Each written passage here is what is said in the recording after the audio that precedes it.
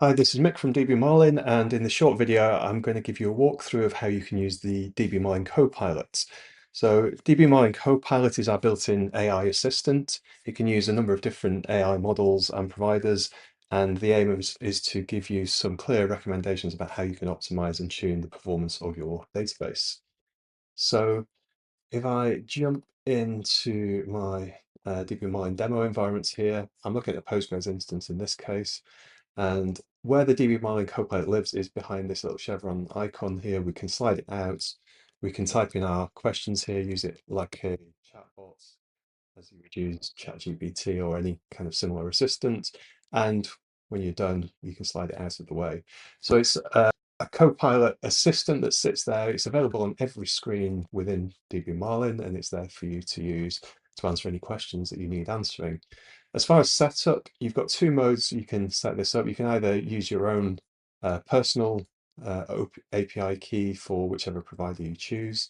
So you've got OpenAI, OpenRouter, which is the one I'm using here, which is an aggregator. You've got Google and you've got Microsoft.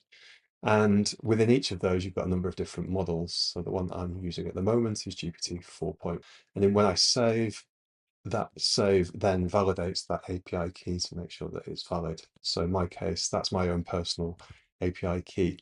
You can also set this up at the system level, which is over here under integrations. And then from integrations, you can go to AI Copilot. And here you can set up a system account. So you could Google Gemini Pro, put in a Google API key here, and then enable that. And when you save that, that's then available for everybody that uses this DBmarlin installation. So two choices there, system level or individual accounts. I'm going to cancel that. I'm just going to stick with my individual account for now.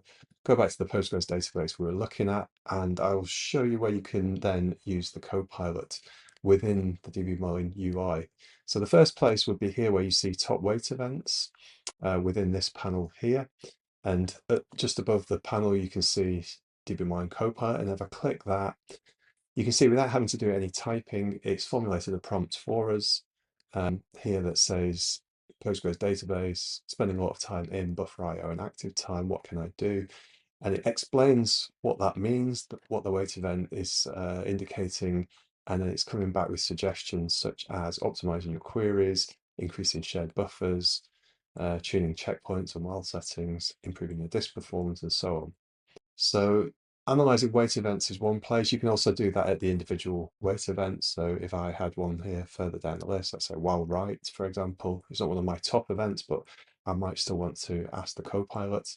And you can see I can do that again without any typing. It's asked the question about while write, what does it mean, and how can I reduce it? And it's come back with a different set of recommendations here. Where this gets even more powerful is at the statement level. So if I click on my statements tab, you can see I have a lot of these statements that are waiting on buffer IO. And if I click into my top statement here, you can see now the statement text and below it the execution plan. In this case, it's already using an index. I can click to see more details on the index, more details on the table.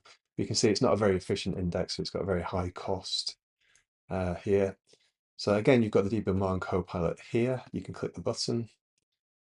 And again, without you having to do any typing, it's now sent the execution plan and the statement text and other relevant metadata. And you can see now the AI came back with this suggestion here, which was creating an index on pickup date time, passenger count, and rate code on the rides table.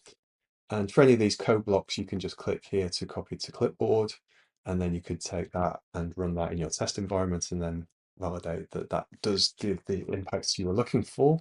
If you need somebody else to action this, you can also do copy here, which would then copy that entire response there from the AI.